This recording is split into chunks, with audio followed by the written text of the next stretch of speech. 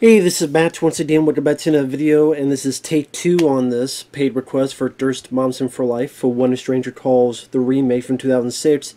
Because as I was doing the review, I was like, yeah, I'm talking about this movie. And there were parts I fell asleep during the review, just because I didn't get a lot of sleep last night, but I still want to get it done today. But you know, I just stopped and I said, you know what, I gotta take a break. But you know what? I should have kept them because it made sense. This movie is so damn boring. You wouldn't be falling asleep even during a review. Even during a review, you fall asleep. Let alone watching the movie, you fall asleep. Because When a Stranger Calls from 2006 is one of the most boring remakes ever. Is it one of the worst? I mean, you got the Hitcher remake, Nightmare on Elm Street remake, the Fog remake. Like, there are worse remakes, but man, this is boring. Well, okay. Like I said, it's a paid request for Durst Momsen for Life. Thank you so much for that. For those interested in requesting any type of videos, tier list, topic, ranking, movie review, re-review, what have you, commentary, video game playthrough for an hour, full playthrough, I'll get to as soon as I can. Links are down below in the info box. And if you wish to, thank you. I really do appreciate it. And Durst Momsen for Life, I think he knows how bad this film is. I'm sure that's why he requested it. So this is a time when remakes were getting very... I mean, they still do remakes today. I mean, they did a trailer for Street Trash. There's a remake of that coming out. Right? Like these crappy looking sequels like Slaughterhouse 2 and Mutilator 2 that look like shot on the Shadio stuff. But this is a time when Texas Chainsaw Massacre made a lot of money in 2003. A lot of money. Studios smell it like sharks smell blood in the water. Dawn of the Dead 2004, that was made. So you had Amityville Horror in 2005. You had, of course, this film in 2006. You had April Fool's Day in, was it 2008 or so? Halloween 2007. Friday 13th 2009. Just Nightmare on Elm Street 2010, one after the other after the other. And while there are some of those I like, Chainsaw Massacre, I actually liked it. Dawn of the Dead, I liked it. Friday the 13th, I like. But then you get The Fog and The Hitcher, which I thought that was around 2007. And Nightmare on Elm Street remake is awful. Halloween remake is awful, in my opinion. So there's some bad ones. And this is one of them. It's directed by Simon West. Now, his early work I like. Con Air I love. I liked The General's Daughter with John Travolta. I liked the first Lara Croft Tomb Raider with Angelina Jolie. I liked those movies. This and afterward, no. I mean, Expendables 2, not really. I forget what the hell else he did, honestly. If there's one he did that impressed me, I don't remember it after that. But see, I like the original When a Stranger Calls with Carol Kane, Charles Durning. I like it. It's not perfect. Yes, the first 20 minutes is the best part of the movie. Yes, I wasn't big on focusing on the killer and what's going on with his life, and that was not the most intriguing to me. Although I do like seeing Charles Durning's parts as the cop. I did like the end of the film. But yes, I would have rather it concentrate more on Carol Kane's character after the opening, what's going on with her life, instead of just not seeing her until the end of the movie. But I do like it. Even the sequel, I don't mind. Definitely has a unique ending, the sequel to that. But at least those are stories. They may not be perfect stories. They're not 5 out of 5-star movies, but they're stories being told to the viewer. This ain't. They said, let's take the first 20 minutes that people like the most. Some people, that's the only part they like. Good number of people, actually. Take that 20 minutes, make the entire 80-some minute movie that. It was a stupid mistake. It was a stupid idea. Stupid. Because what you did is it elongated, boring as fuck, wandering around this big, empty, well, empty as in there's no one, so the two kids are asleep until the last 10 minutes. You don't really see anybody except a friend who stops by, and she only stops by for like a minute or so. And the rest of his, our lead, Camilla Bell, wandering around, answering the phone, heavy breathing, wandering around, sees a light, goes over there, hears a phone ring, goes and checks it. There's a light at the guest house, goes and checks it. A shower's on, goes, checks it. She gets stared by a cat. She gets stared by these clothes on the wall because they made the clothes put on the wall to look like a person, because that's how most people hang their clothes up. Let me hang my clothes up to make it look perfectly like a person. What the fuck? And Camilla Bell, I knew I recognized her. She was the little girl at the very beginning of Jurassic Park 2, The Lost World.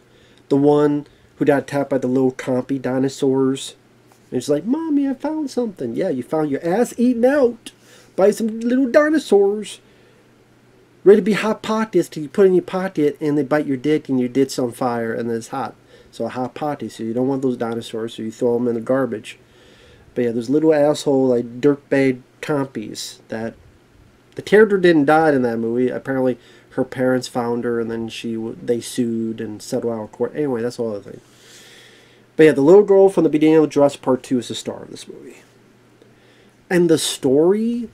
Her dad, which is Agent Coulson, yes, Clark Gregg, who would be Agent Coulson in the Avengers, the first one. Those early Marvel films, like he was in Thor, Iron Man 2, Iron Man 1. And then, what was it, Agents of S.H.I.E.L.D. TV show. He drives her up to this place in the middle of nowhere because she had too many minutes on her phone. So as a punishment, she needs to babysit these two kids. When they get there, she looks around the place. The parents leave her all the numbers. And she just sits. The kids are asleep for most of the movie. Then answers the phone, wanders, and all these cheap jump scares. She hears something in his ice cubes dripping and dropping in the fridge. Or again, a cat scares her. Or she wanders to, they have this, I don't know what you call it, atrium, where there's birds in it, but there's fish in a little pond, where the maid is looking after some stuff. I think the maid's name is Rosa. Which, of course, it's Hispanic maid, of course. I always think of, like, what was it, Paranormal Activity 2, when I think of that stuff. Anyway.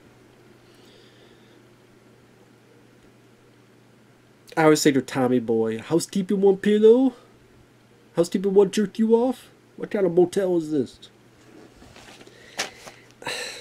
She just wanders.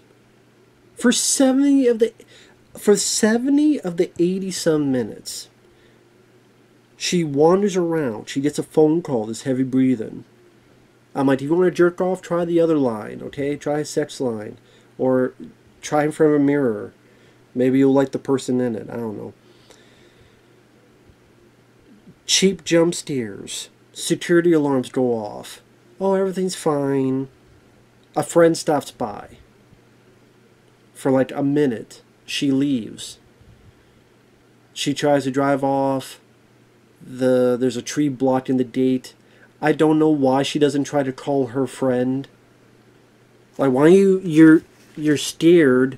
You think maybe someone's out there. A tree has dropped in front of the gate. You're in your car locked. Just call your friend. Like, yeah, I'm outside and yeah, the gate's blocked. There's like a tree blocking it. Can you like come out here and help me so I'm not outside by myself? Plus, that's a big ass branch tree. I'm not gonna lift this shit by myself.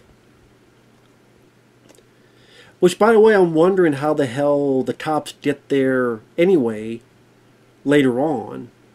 Because if the gate is blocked, and there's a big-ass tree trunk in it, then how the hell did they get through at the...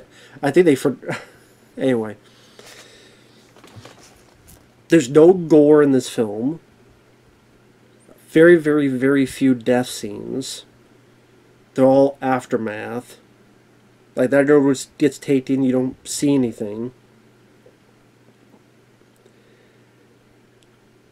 She's looking for Rosa, the maid's phone, following the rain, finds the phone.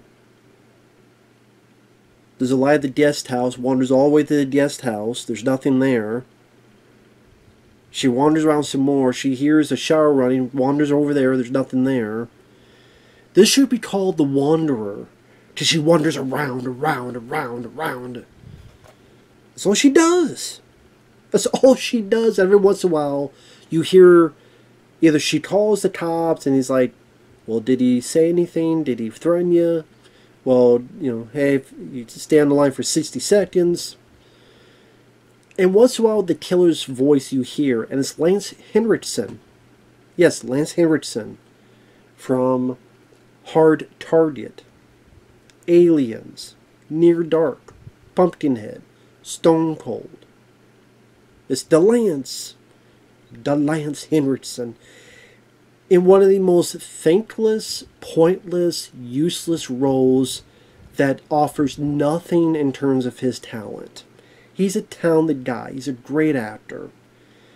I hope this paid well. I hope he got a good paycheck, because he has like 5 lines of dialogue. Like, who's this? Hey, stop. I forget the person she thought she was talking to. Bobby, Craig, I don't know. Let's just say Tim. Tim, cut out. Who's Tim? I'm not Tim. Well, what do you want? Want to bathe in your blood. Like the few lines he's given is like the most trope, lazy, lackluster lines. Like, you got the dulcet tones of Lance. Even Ted Levine, they did a better job with him in Joyride, where they just used his voice, which is a much better movie than this. Like, that's a way of using a guy's voice so well. Not the case here. Lance barely has anything to say. He barely talks.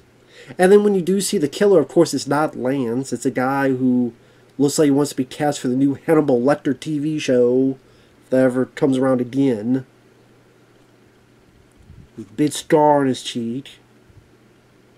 Maybe he got that from jerking off, talking to people on phones, and oh shit, it's on my face. Oh my god, I scraped myself trying to get the jizz off my face. That would have been more suspenseful than what the hell I saw here. Oh, and speaking of Agent Coulson, another person who was in Marvel stuff, Tessa Thompson is in this. Yes, Tessa Thompson. She's at the beginning, talking a bit with our lead. They build up this thing where this group of friends go to this bonfire as if that's going to be some part of the plot. I have seen this before. When it came out, because I worked at a video store and I had to rent the DVDs for free, so I rented this for free because it's free. You know, you worked at a video store, you get free movies, you check out anything, because even if I don't like it, I'll just fast forward it and whatever. Which I did a lot the first time I watched this. And I thought, okay, this whole thing with the bonfire and the friends. Like, there's this boy she likes, and then her friend Tessa Thompson will be there. I thought it was going to be, okay, she's going to call her friends, and she's going to keep in contact with Tessa. Or this kid that she likes, she's going to talk to him, and they're going to try to contact someone there, or keep her on the line, or something, man. They're going to try to go and maybe her phone goes out. Hey, we're worried about her. Let's go and check out on her to see if she's fine. And hey, you know, maybe to party in her house, or hey, we'll just check up. No, nothing comes of that bonfire stuff. Nothing ever comes of these other characters. Because they're barely featured, like 2 or 3 times at most. She just, if you want to see a lady wander around a house for 70 minutes until she starts finding the dead body of her friend, checks on the kids, gets the phone call for the cop. The call's from inside the house, which was much more effective in the first movie, in the original movie. Checks on the kids, gets the 2 kids, and this bit of cat and mouse. They're chased by the killer. They hide over here. They hide in a bit of that atrium where our lead girl hides in the water. The killer tries to attack her. She flips the thing so the guy falls in the water. She gets out of it looking for the kids. Realizes the killer's out. Gets to the kids. Gets them out. The killer chases her.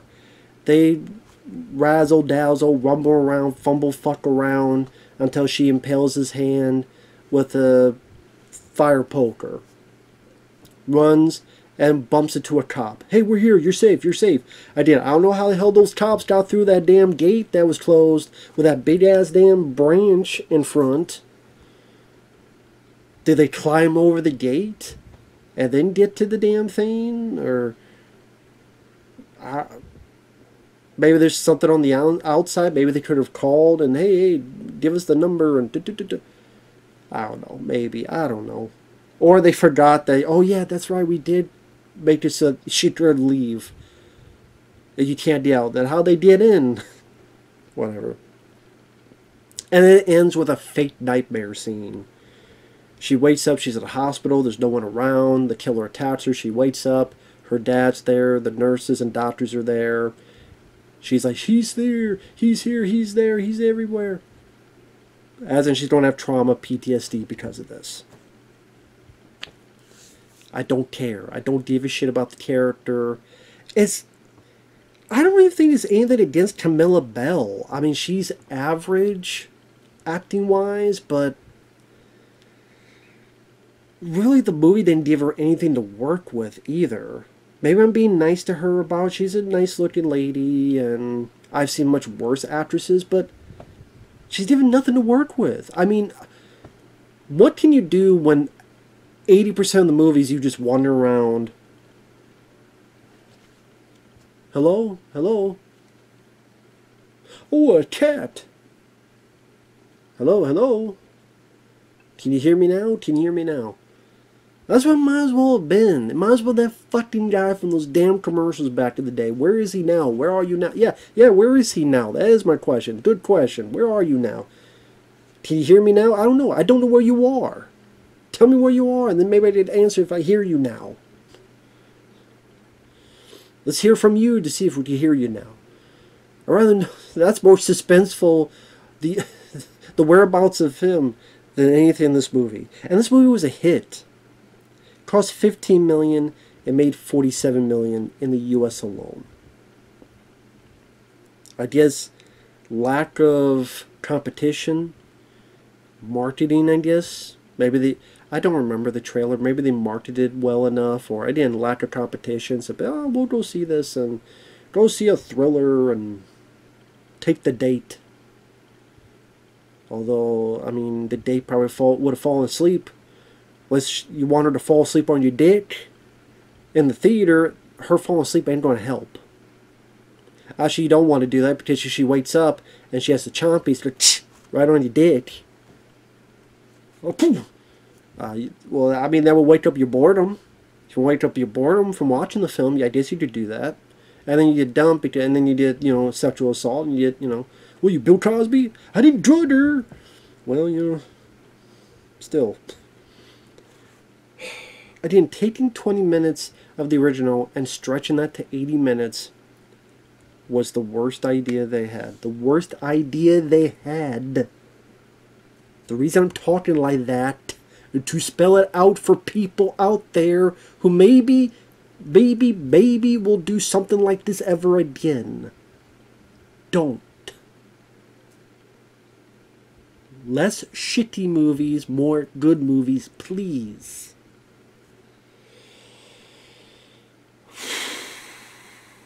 It just wanders around.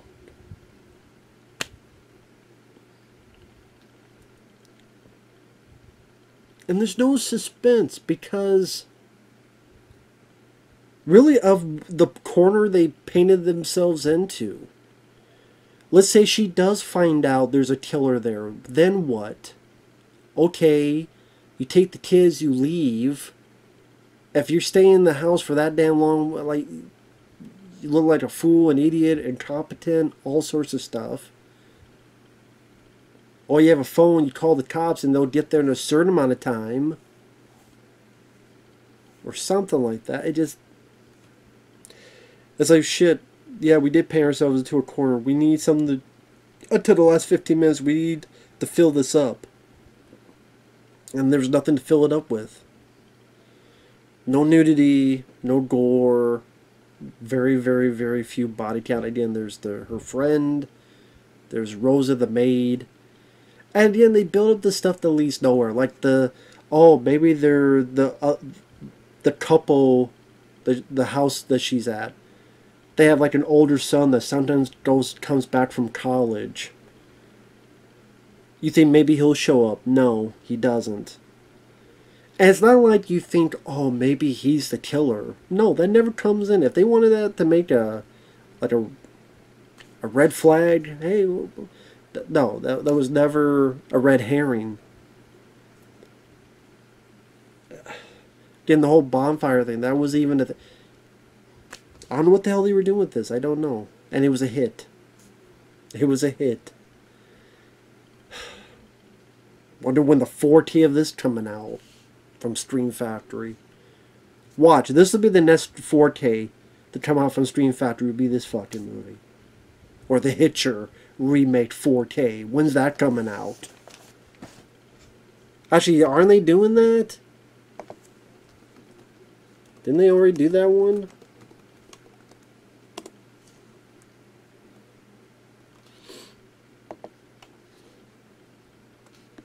Nah, this just has the original, which is much better. You know, I don't even care. I don't want to know. This movie sucks. Later.